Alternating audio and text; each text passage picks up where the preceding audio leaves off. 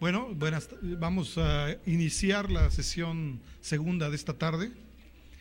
Les pido por favor que los que están afuera, o si pueden avisar los que están en la puerta, que los compañeros de afuera ingresen, por favor.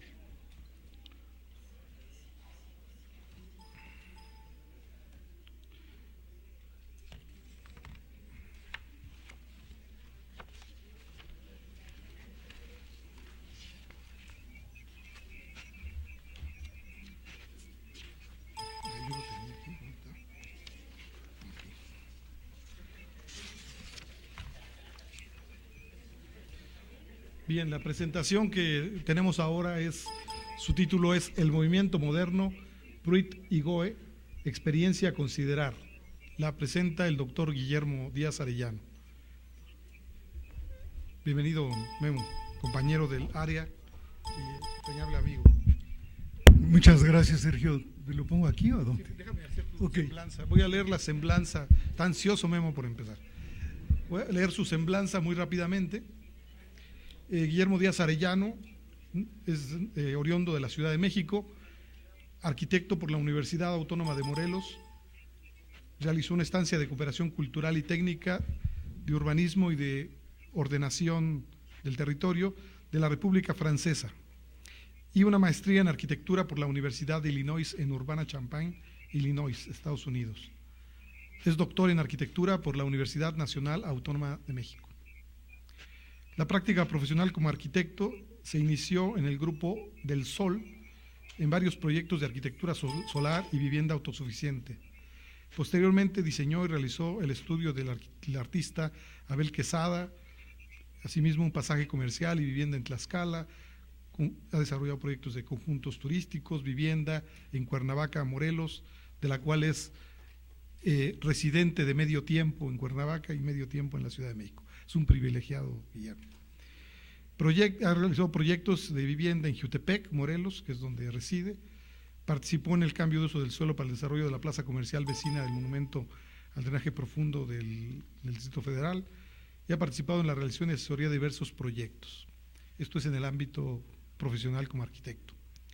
Sus inicios como docente los realizó como profesor en las materias de urbanismo de la UNAM, coordinada por el arquitecto Domingo García Ramos, en donde también tuvo la oportunidad de colaborar ser colaborador del artista plástico alemán Matthias Geritz en las materias de diseño básico. Por más de 30 años se ha desempeñado como profesor investigador en el Departamento de Evaluación del Diseño en el Tiempo de la Universidad Autónoma Metropolitana Azcapotzalco. En los últimos años ha coordinado los ciclos de conferencia Arquitectura y Ciudad, que posiblemente nuestros alumnos lo hayan tomado con él, y también el ciclo Tendencias de la Arquitectura y la Escultura Contemporánea. En su larga carrera como académico ha desempeñado varios cargos académico-administrativos y comisiones académicas dentro de la UNAM, dentro de la UAM Azcapotzalco. Ha participado como conferencista en numerosos seminarios y coloquios y también ha publicado diversos artículos sobre temas de arquitectura religiosa contemporánea en México, la obra de Luis Barragán y Matthias Geritz, arquitectura y escultura monumental, espacio público y arte urbano, entre otros temas. Esto en revistas y publicaciones especializadas en México y de otras partes del mundo. Es coautor del libro Normatividad para los conjuntos habitacionales, publicado por la UAM Azcapotzalco. También es un viajero constante, le gusta viajar, observar, un agudo observador de la arquitectura y de las situaciones en la ciudad, y esto lo plasma a través de su cámara fotográfica, lo que le ha permitido presentar su obra fotográfica en diversas exposiciones en el país. Ha impartido conferencias y presentaciones audiovisuales en diferentes foros nacionales e internacionales. Bueno, los dejo con ustedes, con el doctor Guillermo Díaz Arellano. Bienvenido.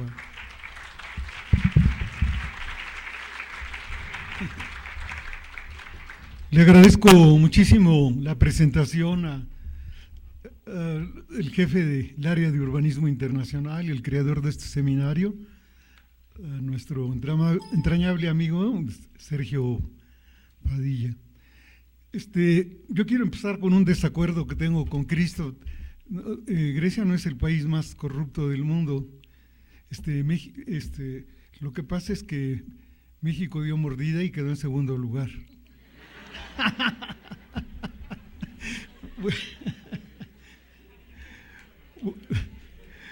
Bueno, en cuanto a las fotografías, sí me gusta mucho viajar y tomar fotografías.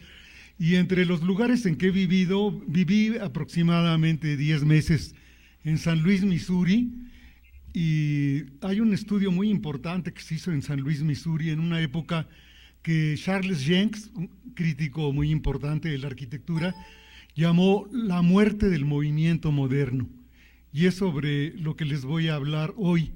Las fotografías no las pude tomar como es mi costumbre, porque ese día visité Pruitt-Igoe, y iba con un grupo de compañeros, alumnos de San Luis University, donde yo fui a estudiar inglés, y entonces fuimos a visitar Pruitt-Igoe en una camioneta.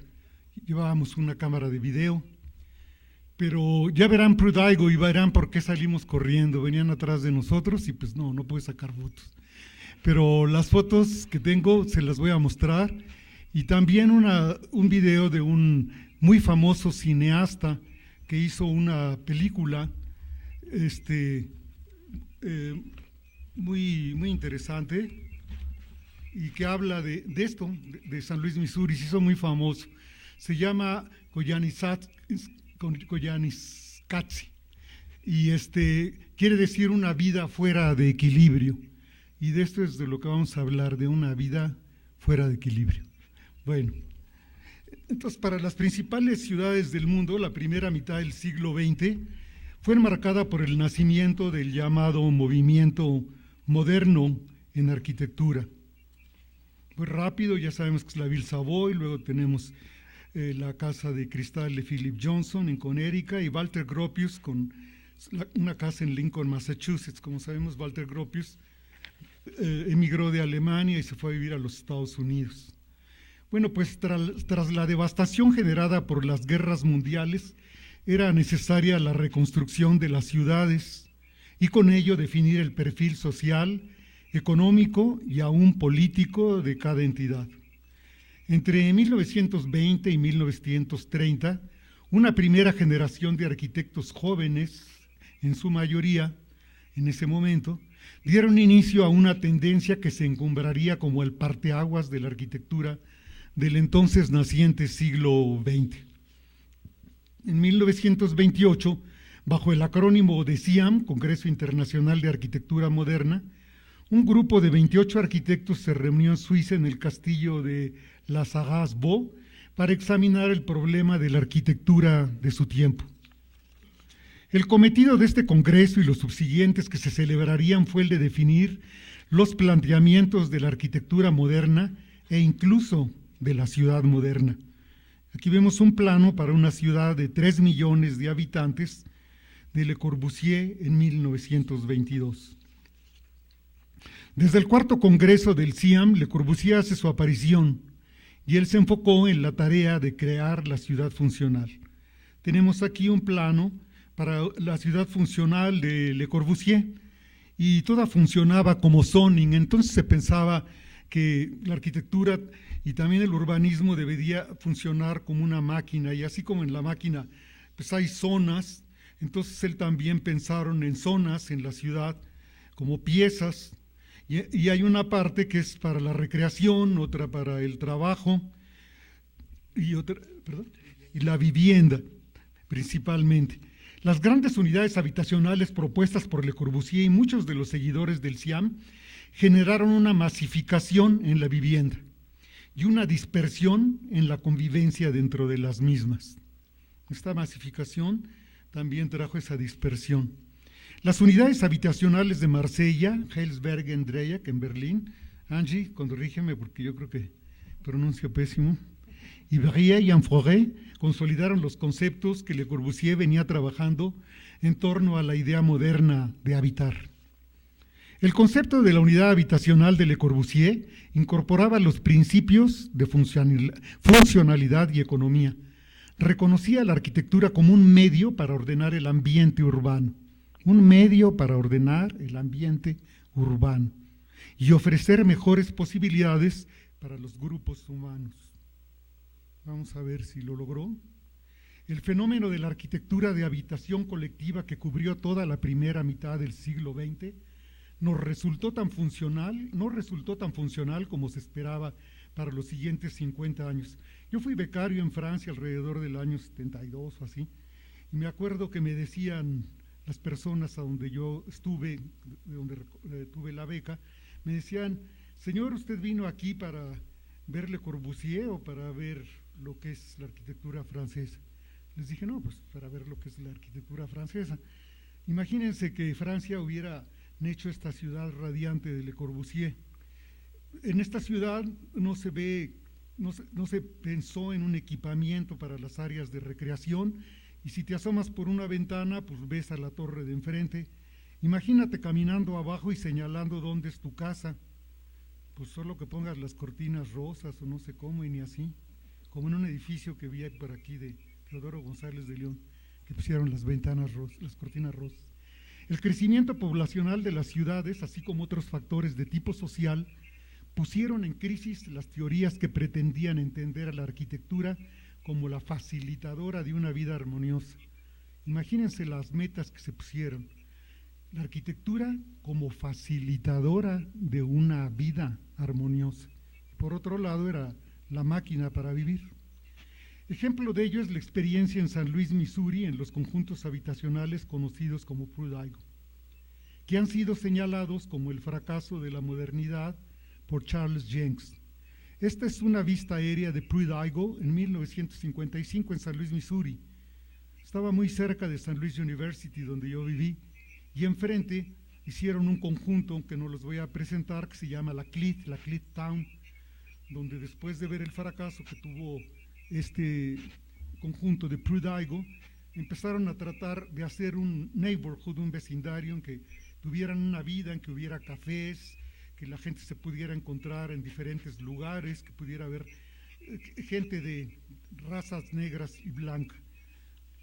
La arquitectura moderna murió en San Luis, Missouri, el 15 de julio de 1972, a las 3:32 horas más o menos, cuando la dinamita le dio el coup de grâce, o sea, el golpe de gracia, y madrazo en México.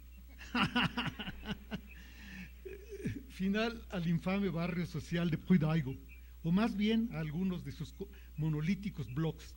En el monumento de su diseño, en 1951, Pruitt-Igoe recibió un galardón. En una parte que leí decía que por parte del American Institute of Architects, eso no lo he podido comprobar, pero sí de la revista Forum. Su estilo purista pretendía inspirar en sus habitantes, por medio del ejemplo, las correspondientes virtudes. Sin embargo, con los años, dio a la luz a una tasa de criminalidad superior a la de cualquier otro barrio de viviendas sociales. Cuando yo vivía en San Luis, Missouri, la ciudad más peligrosa de los Estados Unidos, teníamos que salir de 2 en 2 para ir del dormitorio a otro dormitorio o así. Bueno, creo que ahorita en la Ciudad de México salimos de 5 en 5, ¿no? Bueno, para este proyecto habitacional se contrató a uno de los más eminentes arquitectos, Minoru Yamasaki. Minoru Yamasaki era un arquitecto que no era de origen acomodado económicamente. Su madre era pianista, su padre tenía que ver con los negocios. Él era japonés, pero negocios, pero de baja alcance. Y para entonces había sido reconocido por su trabajo con diversos premios y reconocimiento de corte internacional. Uno de los primeros trabajos que tuvo Yamasaki estudió en una escuela pública, él nació en Seattle, y bueno, pues trabajó con salmón, transportándolo, y etcétera, etcétera, y finalmente pidió trabajo ahí con la compañía que construyó el Seagram's Building y también el Rockefeller Center, y ahí pudo trabajar. Siendo Yamasaki un discípulo y perseguidor de Le Corbusier, Yamasaki pues realmente nunca estuvo en el taller de Le Corbusier. Estuve busque, nunca lo encontré que estuviera en el discípulo de Le Corbusier, como estuvo Salmona, Rogelio Salmona, o como estuvo Teodoro González de León. ¿Perdón? ¿Pani también? Pues a lo mejor. Yo la última vez que vi a Pani lo vi en su yate, así que no, ya no me di cuenta. No, no es cierto. Pero sí tenía un gran yate, ¿verdad? Sí iba a pasear con Matías Geritz y así.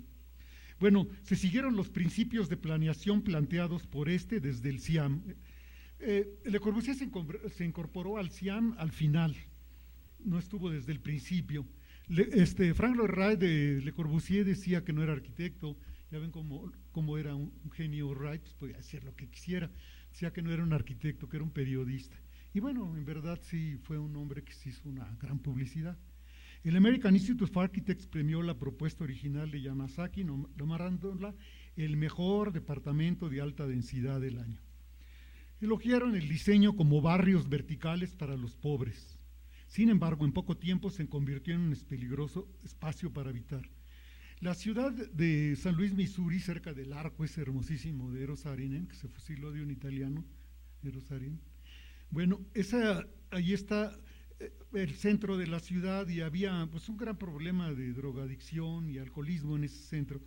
Y esto pues era un barrio que estaba cerca de San Luis University, estaba varios kilómetros, no sé, 20 o así, del centro de la ciudad. El diseño de Pruitt-Igoe constaba de 33 edificios de 11 pisos distribuidos en un terreno de 23 hectáreas. En un principio esto era para raza negra y raza blanca, pero lo separaban, el café por un lado y la leche por el otro, no se podía el café con leche. Entonces, el complejo total constaba de 2.870 departamentos, pues con una densidad de 3 a 4, ya ven los negros cómo se reproducen. Uno de los más grandes de los Estados Unidos para esa época. La densidad se fijó en un nivel moderado de 50 unidades por acre, lo que equivale a 123 unidades por hectárea, 500 habitantes por hectárea, mayor que en los barrios marginales del centro. La idea innovadora de los pasillos internos no se concretó exitosamente, ya que además del comportamiento social que en ellos se dio, contribuyeron la ventilación deficiente, no había un aire acondicionado, y la carencia de aire acondicionado central. No alcanzó el dinero porque se lo gastaron en el proyecto. Entonces aquí vemos en esos pasillos, de la izquierda, cómo Yamazaki lo vio desde su despacho, con un carrito ahí, con un bebé, etcétera, y la realidad, con el grafiti y todo esto. Esto es lo que sucedió. Pruitt-Igoe costó inicialmente $36 millones, que eran 60% por encima del promedio nacional para la vivienda pública. En un principio se pensó que no todos iban a ser torres, que también iba a haber edificios de altura mediana y otros al que se pudiera alcanzar directamente desde la calle, o sea, como de 1 o 2 pisos. Pero finalmente pidieron las autoridades que fueran todas estas torres siguiendo los principios de planeación de Le Corbusier.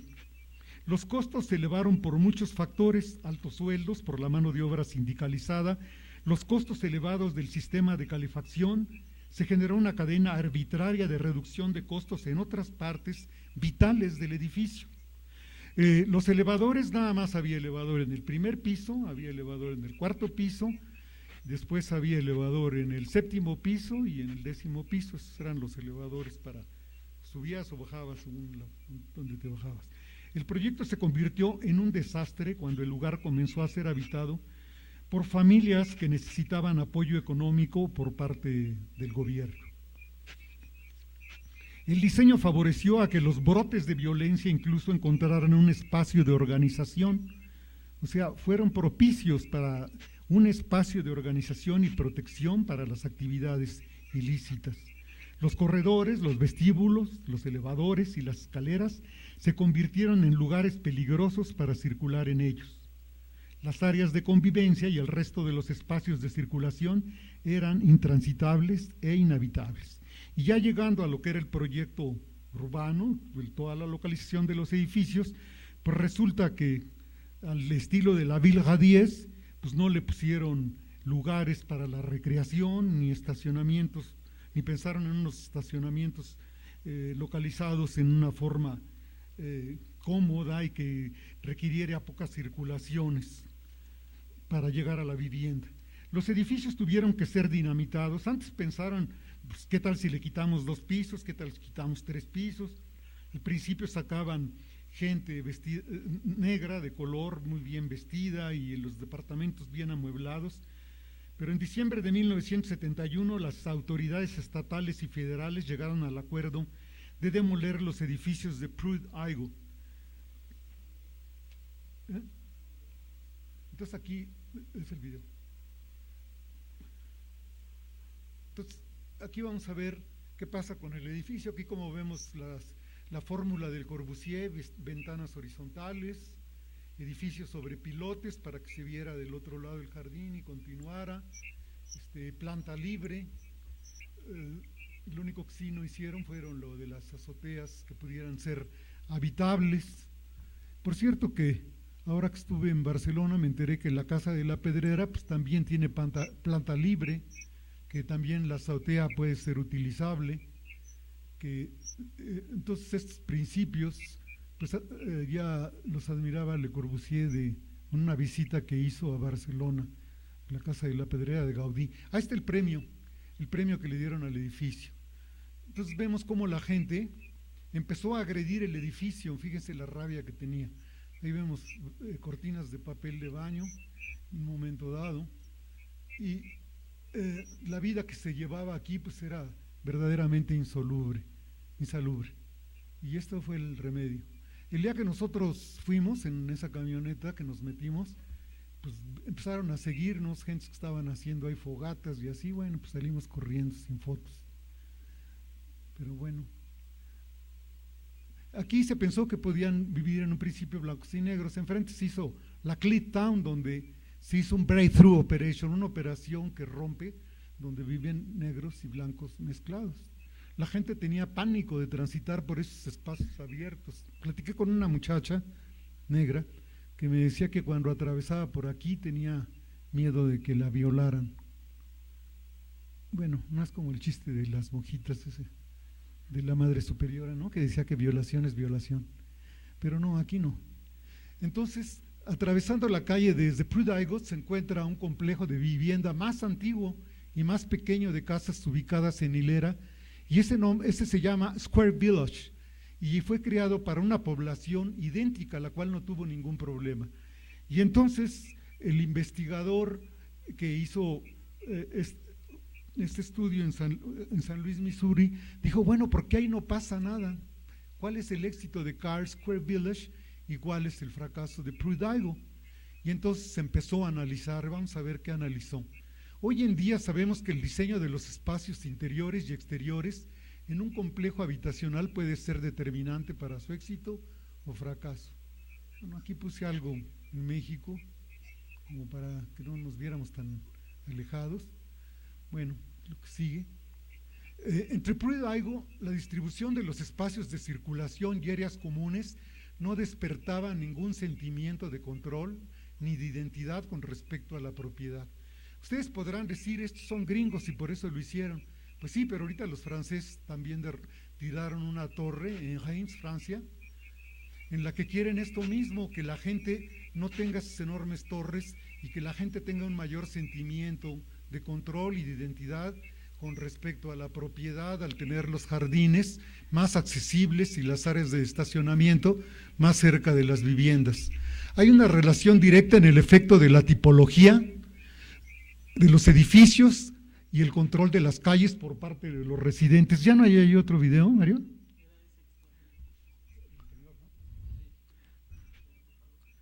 ¿No jaló? Bueno, no jaló. Se ve todo negro. Hay una relación directa en el efecto de la tipología de los edificios y el control de las calles por parte de los residentes.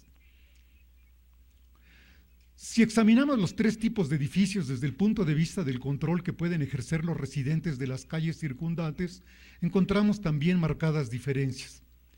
Entonces, esto de que la arquitectura es una máquina para vivir, pues aquí no fue una máquina para vivir, fue una máquina para delinquir también, porque todos esos enormes pasillos se prestaron a que ahí se metieran una serie de gentes malvivientes y asaltaran a las gentes antes de que entraran a sus casas, y se volvieron tierra de nadie, y cuando a los bandidos, los policías los correteaban, pues iban y se metían ahí en Pruitt-Igoe. Entonces, para un área dada, la ciudad dentro de un terreno en el que se localizan diferentes tipologías de solución de diseño de conjunto de viviendas, podemos observar las diferencias en lo que se refiere a la posibilidad de los residentes en el control de las áreas que circundan sus viviendas y en las calles públicas. Next. Para un desarrollo de viviendas en la tipología de casas en hilera, con una densidad de 18 unidades por cada 4.047, vamos a ver 3 ejemplos, uno de 18 unidades, de 18 viviendas, otro de 36 y otro de 51, y otros en torre, todos en un lote similar. Vamos a ver qué dice Newman, qué estudio hizo Newman sobre esto. Entonces, para un desarrollo de viviendas en la tipología de casas en hilera con una densidad de 18 unidades por 4.047 metros, casi media hectárea, digamos, por 1.000 metros no es la media hectárea. Cada manzana ha sido subdividida de tal forma que todos los terrenos, exceptuando a las calles y banquetas, han sido asignados a viviendas individuales. Entonces aquí nosotros tenemos todo esto, lo negro, que son áreas que se vuelven privadas. Luego tenemos la parte de acá de la calle, que es un área pública, las banquetas, que es un área semipública, y ya el acceso a las viviendas, y tenemos un control desde las viviendas hacia la calle, que aunque sea calle, pues ya te hacen sentir un cierto sentido de identidad, sino de propiedad, con respecto al conjunto. La siguiente, por favor.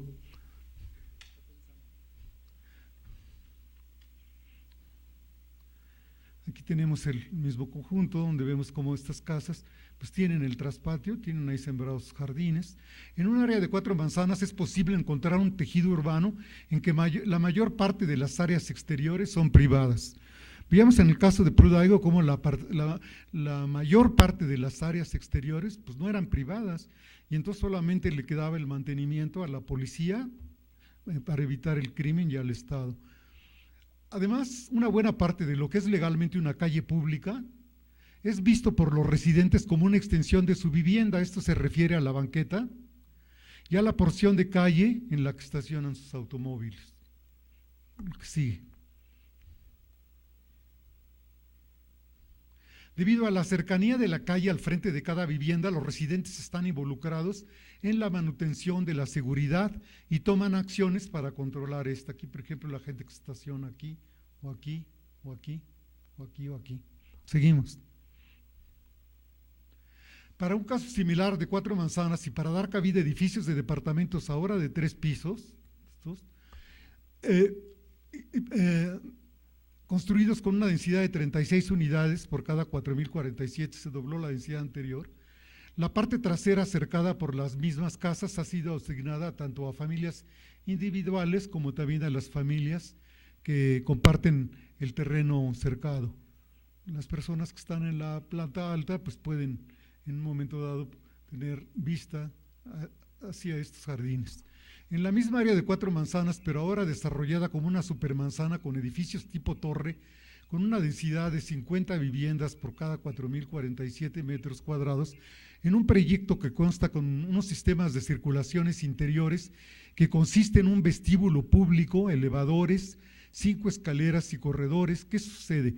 Que los terrenos que circundan a los edificios son accesibles para todos y no han sido asignados a un edificio en particular. Seguimos. Se durmió la computadora. Resultado de lo anterior, los residentes sienten muy poco sentido de pertenencia. Esta es la conclusión a que llegó Weimann. Y esta se hablaba mucho entre los sociólogos en Francia, cuando veían los grandes conjuntos habitacionales. Hacia esos terrenos, y por lo tanto menos responsabilidad sobre ellos y aún menos con las calles públicas circundantes.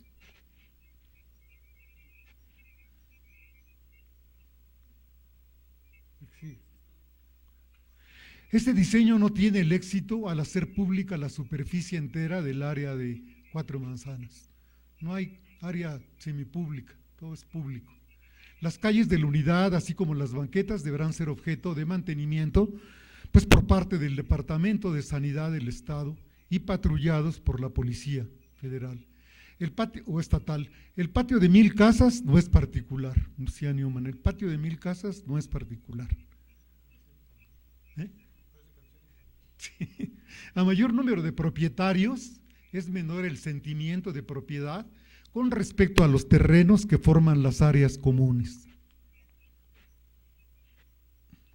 Este problema no llega a suceder en los desarrollos tradicionales de casas en hilera o en los edificios de 2 o 3 niveles, donde las entradas a los edificios dan frente a la calle y están a una distancia desde la banqueta a no más de 3 a 6 metros. Aquí vemos otra vez las áreas privadas, las semiprivadas y las públicas. Esto tampoco sucede en edificios tipo torre, cuyas entradas dan frente a la calle. O sea, si el edificio es tipo torre, entonces la recomendación, según esto, es que den frente a la calle y que haya una corta distancia con respecto a la banqueta, que los residentes tienen la posibilidad de desplazarse en la calle pública.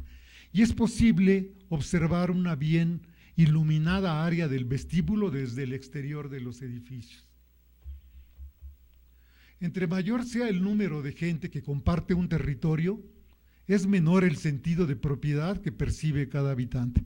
Platicaba yo con una persona que me dice que visitó una amiga de ella en Interlomas y que bueno, que le da pánico visitar la torre donde abajo los estacionamientos le parecían también aislados y peligrosos. Para una área dada a la ciudad dentro de un terreno en el que se localicen diferentes tipologías de solución de diseño de conjunto de viviendas, podemos observar las diferencias en lo que se refiere a la posibilidad de los residentes en el control de las áreas que circundan sus viviendas y en las calles públicas. Siguiente. Las viviendas de 3 niveles logran la misma densidad que los edificios en tipología de torre.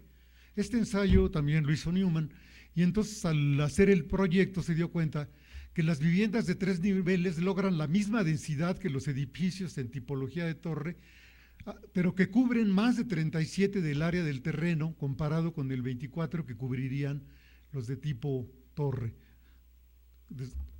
Lo que es verdad para el diseño del lugar también es para el del edificio. Tenemos aquí 2 bloques de edificios. ¿Ok?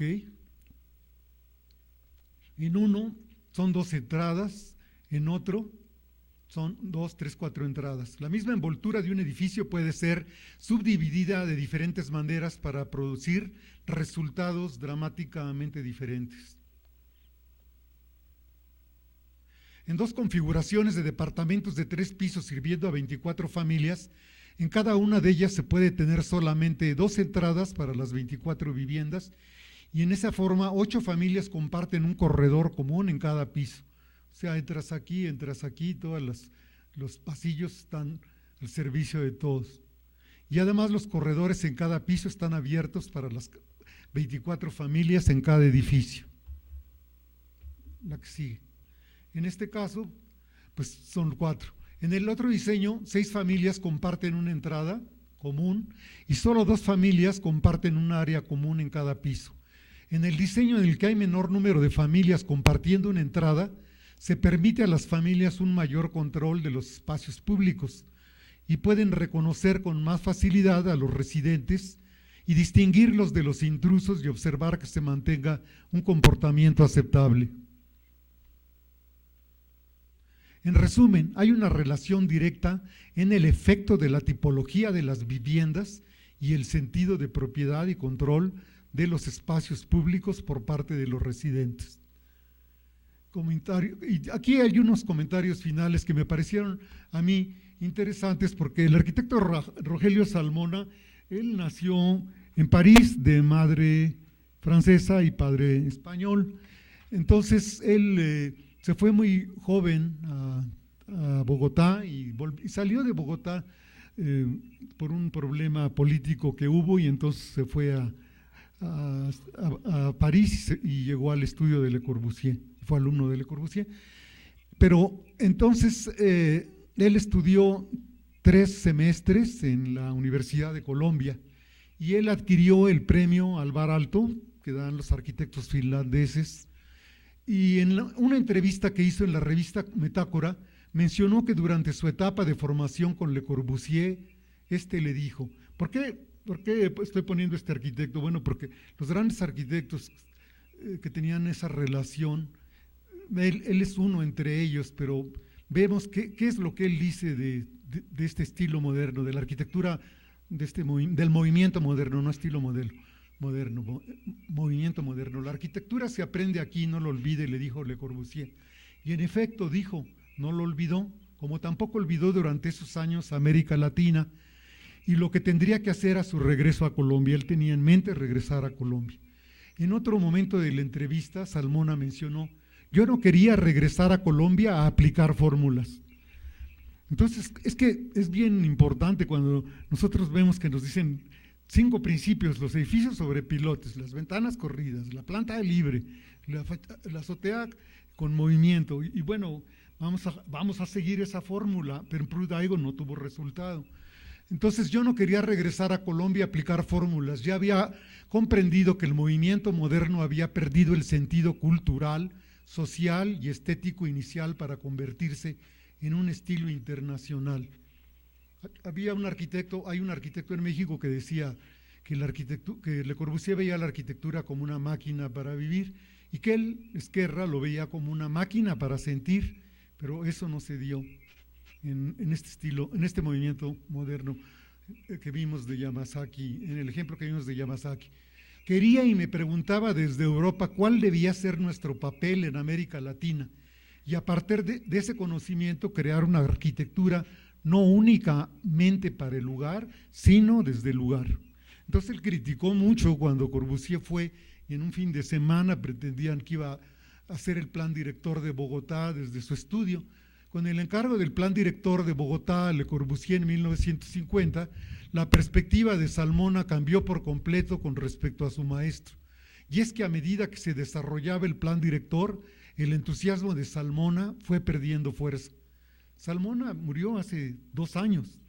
La ciudad de su infancia, que evocaba sus recuerdos, se transformaba en un plan sin vida y que no tenía en cuenta ni la historia, ni la geografía, ni mucho menos la esencia cultural de Bogotá. El plan como hecho positivo incluía la recuperación de las quebradas, más de 25 que del pie de monte de la cordillera van del río, pero la importación a Bogotá de unidades de habitación tipo Marsella, botadas en el pie del monte de la ciudad, me produjeron desconcierto. No se construyeron afortunadamente para Le Corbusier y para Bogotá. Bueno, podemos encontrar en las palabras de Salmona el juicio que hace sobre su maestro y el movimiento moderno. Y cuando dice que a su regreso a Latinoamérica no quería aplicar fórmulas, sino entender los factores culturales, sociales, políticos, económicos, así como los geográficos para trascender el estilo internacional, proyectando desde el lugar y no para el lugar. Cita que viene al caso cuando se tiene en la memoria el hecho de que Le Corbusier, tras una breve visita a Colombia, pretendió dar una solución a la problemática urbana y de vivienda. Considero que la evaluación de la propuesta de Le Corbusier por parte de uno de los más destacados arquitectos que con él colaboraron puede y debería hacernos reflexionar y actuar en los campos del diseño urbano, así como en el de la arquitectura, para trascender la aplicación de fórmulas que en el ejemplo presentado muestran que no solo no se cumplió ni siquiera con lo necesario para el funcionamiento de una máquina para vivir. Bueno, pues eso es lo que tengo. ¿Que falta algo? Lo anterior está más cerca de nosotros, de nuestra realidad actual, de nuestros requerimientos, dado que viene de uno de los más distinguidos y reconocidos arquitectos a nivel internacional que trascendió las enseñanzas de su maestro, Le Corbusier, en su práctica profesional, en sus obras en Latinoamérica, que es la declaratoria del fin del movimiento moderno del famoso crítico Charles Jencks. O sea, está la crítica de Charles Jencks, pero otro golpe fuerte también es estas reflexiones de Salmón. Pensamos que la reacción al funcionalismo y al racionalismo que se observa en la voluntad de forma de la arquitectura contemporánea, pues lo que tenemos hoy en el siglo XXI, no debe dejar a un lado nuestra realidad cultural y nuestros medios para llegar a una solución apropiada a nuestras necesidades de espacios habitables. Gracias por su atención.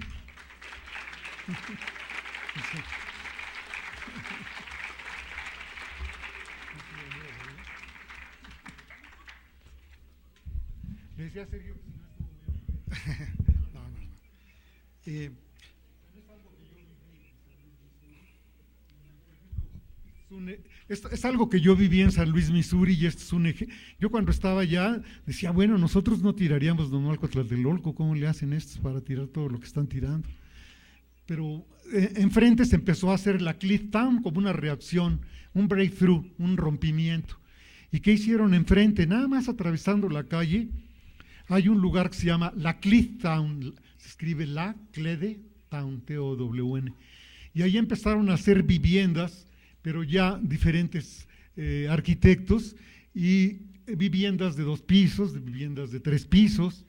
Me acuerdo que visitamos a una también hecha que tenía waterbeds, camas de agua y así, toda la vajilla de colores azul, blanco, rojo, que íbamos con nuestros maestros de arquitectura entonces de la universidad, y cuando entraron uno de ellos dijo, bueno, esto nada más entra un niño y se rompe el cóctel Nol, ¿no? Porque sí era un cóctel Nol así todo como para verlo, pero en cuanto ya te imaginas que vas a guardar ahí la ropa, que vas a meter la bicicleta, etcétera, ¿qué iba a pasar con todo eso ya que se habitara? Sin embargo, yo ayer antes estuve viendo qué pasa hoy en la Cliff Town, y recuerdan a Bob Dylan, recuerdan a gente, es para medium income class, para gente de ingresos medianos, y se ve como hay hombres de oficinas, blue collars, white collars, trabajadores que son obreros, trabajadores de oficinas, y se ve como todavía hay actividades. Entonces eso me pareció muy interesante, que siga habiendo conciertos, que sacan fotos de arcoíris, etcétera. Y entonces esto lo hicieron enfrente de San Luis, Missouri. Vemos breakthrough, pero no nos dicen esto que está pasando en la Cliff Town. Y como les decía, alguien puede decir, no, pero es que los franceses son más educados y eso está hecho para franceses. Pues sí, pero los franceses en Reims también tiraron una torre en la Universidad de Reims. Ya no quisieron la torre, quisieron que los maestros tuvieran sus jardines, sus áreas apropiadas donde ellos ya pudieran tener más contacto con la naturaleza. Entonces, bueno, yo creo que sí esto da a qué pensar. Y si esa máquina para vivir funcionó como máquina para vivir, porque yo creo que somos más que pollos o conejos, ¿no? No creo que sea suficiente la máquina para vivir. Bueno, interesante la reflexión que nos haces, Guillermo, y creo que a mí me parece que el tema es que ciertas soluciones urbanísticas y arquitectónicas, pues hay buenas, regulares y malas experiencias, ¿no? Y bueno, de todas hay que aprender. Sin embargo, yo creo que también es claro que no hay un concepto único, válido, universal, que funcione, que sea aplicable exitosamente para todos los casos. Nos quejamos mucho de la ciudad, Maruja lo comentaba esta mañana, de la ciudad horizontal de vivienda unifamiliar que se expande, que hace que el factor de la distancia pese mucho, que se incrementen los movimientos, el uso excesivo del automóvil, la depredación de áreas naturales, de bosque, agrícolas, etcétera, en el afán de una ciudad horizontal en donde cada quien tenga casi una utopía de su casita con su terreno y su jardín. Y ese modelo pues lo hemos seguido algunas ciudades como México, pero también, y parece que no es viable ese modelo como modelo de urbanización y de conformación urbana. Hay muchas críticas, muchos comentarios, y se plantea la contradisposición de esto. Entonces, bueno, hay que crear entonces la ciudad compacta, la ciudad densa, la ciudad, redensificar las áreas. Pero este es un ejemplo que nos has mostrado de densificación, de verticalización, y aplicando conceptos del funcionalismo, del movimiento moderno, y se ve que a todas luces algo complejo, tú nos has esbozado ciertas situaciones, ocurre que llega a que es necesario demoler esto y hacer un proceso de saneamiento, no nada más arquitectónico y urbanístico, sino social y de seguridad y contra la violencia. Pero entonces creo que parece que no hay una receta y tal vez sea una suma de factores que generen fórmulas exitosas o no. Y eso, bueno, creo que tenemos que pensarlo, que tal vez no hay recetas, hay conceptos y hay que tratar de experimentar con esto y ver pues, qué puede ser exitoso o que no en determinadas situaciones. sin duda este ejemplo de demoler estos edificios pues me parece altamente significativo, y por eso señalabas tú la fecha del 15 de julio de 1972 como el fin de la muerte del urbanismo moderno. Bueno, claro, bueno, tú lo citas a él. Entonces, bueno, me parece así como muy radical, pero bueno, es un hito, en la historia de la arquitectura de la ciudad es un hecho relevante. Pero también cómo se promovían en su momento esto. Tú usaste conceptos que me parece que el arquitecto Yamasaki pues no tuvo la intención de generar esto, por supuesto. Sus conceptos eran crear arquitectura, como tú lo dijiste, facilitadora para una vida armoniosa, y resultó que no fue nada armonioso, tanto que lo llevó a que fuera necesario demolerlo. Y también apareció otro concepto por ahí que yo retomo, que se les denominó o se les planteó como barrios verticales para los pobres, como una opción para la vivienda popular, como se anuncian muchos proyectos que hasta la fecha, hablábamos con María Elena Ducci en la comida, como de estos macroconjuntos o viviendas de tipo popular hechas industrialmente, que se han planteado por nuestros gobiernos como la solución al problema de la vivienda. Y creo que sin duda va a tener muchísimos problemas de orden social y de convivencia. Pero también recordaba que cuando tuve la oportunidad de estar muy recientemente, se cayó el muro en Berlín, fue mi primera experiencia con la arquitectura de tipo soviético, ¿no?, socialista, y le llamaban a estos bloques de vivienda en Berlín, en Moscú, en Praga, en un montón de ciudades del bloque socialista, les llamaban los palacios del proletariado. Y son el mismo tipo de soluciones, en donde tú decías que la gente no son pollos, no son conejos, pero parece ser que tanto en los Estados Unidos, más o menos en el mismo tiempo, en los años 70, y en el bloque socialista, por el afán de buscar alternativas masivas para el problema de la vivienda y darles alternativas de espacio habitable a las personas, caímos en soluciones con marcos ideológicos diferentes, pero que a lo mejor coincidieron en sus soluciones y también coincidieron en los fracasos sociales que provocaron.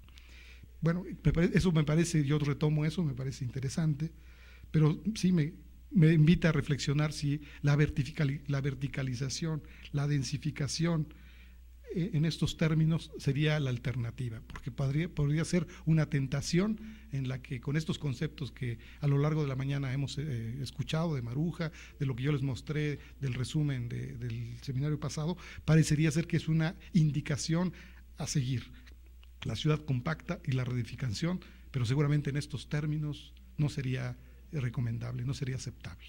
Bien, ese es mi comentario. Yo creo que ya hay inquietudes, hay preguntas. Bueno, sí, ¿quieres contestar alguna? Perfecto. Yo nomás les quisiera decir, los que tengan una inquietud, métanse en destrucción de torres o de grands ensembles. Grands ensembles se llama conjuntos habitacionales en francés, de grandes ensambles o de torres, y van a ver que hay en Londres, que hay en Estados Unidos, y en Francia hay varias. Tengo el nombre aquí de varias de ellas, que para mí, pues hasta que no empecé a ver esto de Prudigo, dije, bueno, pues qué pasa en los otros lugares, y también me encontré otras torres, además de la Tour de Tittinger, que si ustedes se meten, van a poder encontrar ahora en esta cosa tan eficiente que tenemos, que es la computadora, y ver qué pasa en la actualidad. ¿Tenemos pregunta por allá? Mario en la ciudad de Glasgow también se derrumbaron todo un conjunto de torres que también ganaron premios de los colegios y asociaciones de arquitectos en su momento. Yo creo que no es tanto la forma lo que está a discusión, o sea, yo creo que las inferencias o las deducciones están mal hechas. La lección, creo, del análisis que se realizó y con la referencia a Neumann es el control del espacio público. Y ahí creo que ese punto creo que es el más valioso para los diseñadores y para los urbanistas. Toda zona que no tiene control visual se convierte en una zona peligrosa. Las zonas oscuras, las zonas donde no hay ventanas en las calles hacia las banquetas, se convierten en zonas peligrosas. Y esa es la gran enseñanza, creo yo, de Newman, o sea, y que no ha sido tomada en su validez completa, sobre todo para el diseño urbano y para el control del desarrollo. O sea, la construcción de grandes conjuntos comerciales donde en el día hay mucha actividad, pero en la noche se convierten también en zonas oscuras y con gente ahí que a veces tiene malos hábitos y malas mañas, pues son ejemplos de que esta enseñanza no ha sido retomada por los diseñadores, ni por los arquitectos, ni por los urbanistas, ni siquiera también por las autoridades en términos de establecer una reglamentación con esta relación. Las formas arquitectónicas, creo que, como comentaba Sergio, pues varía porque se siguen construyendo ese tipo de edificios y no solamente en zonas para pobres, sino también para ricos, y simplemente vayan ustedes a Santa Fe y vean que es un exitazo y que se venden los departamentos. O sea que anatemizar la forma vertical creo que no es por la forma, sino por las organizaciones sociales. Las de baja densidad, como han sido algunas vecindades de renovación habitacional y de fase 2, donde metieron a toda la gente sin cierta discriminación, es un ejemplo de eso. O sea, en las colonias Guerrero, Santa María, La Ribera, donde en la Buenos Aires, donde se construyeron ese tipo de viviendas de baja densidad, pero si la gente que metieron ahí tenía malas mañas, pues infectaba a toda la colonia. Entonces no creo que sea por la forma arquitectónica, sino más bien por una cuestión de tipo social, y la otra es que debe de retomarse en la enseñanza de la arquitectura el control del espacio público.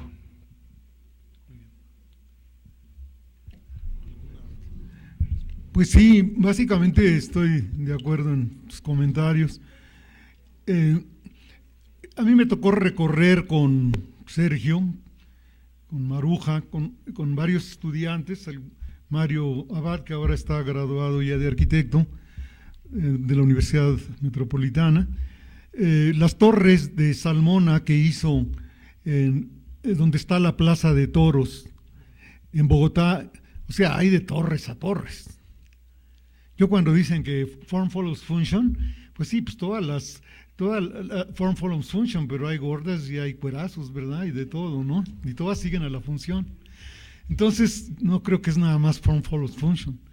Entonces, allá, ¿qué es lo que pasa en esas torres? Que están diseñados los espacios públicos, los lugares donde la gente se encuentra, ves a las gentes con sus mascotas, suben, bajan, y te dicen que en Colombia te van a secuestrar y que no camines por las calles, que porque te van a asaltar. Y le pregunté a un colombiano, y si camino para allá, pues, con cuidado, como en México, me dijo. Entonces, pues, bueno, no nos podemos dar baños de pureza, ¿no? Pero sin embargo, ese lugar, cómo se ha vuelto un lugar donde te da gusto ver cómo la gente joven y de todas edades, bueno, sobre todo joven, baja con sus perros, sus mascotas, y nada de que las ventanas horizontales, no. Ahí sí pensó Salmona, porque eso de tu ventana banda, pues no pienses, ¿no? Pero cada uno de sus edificios son escultóricos y son torres, entonces hay de torres a torres.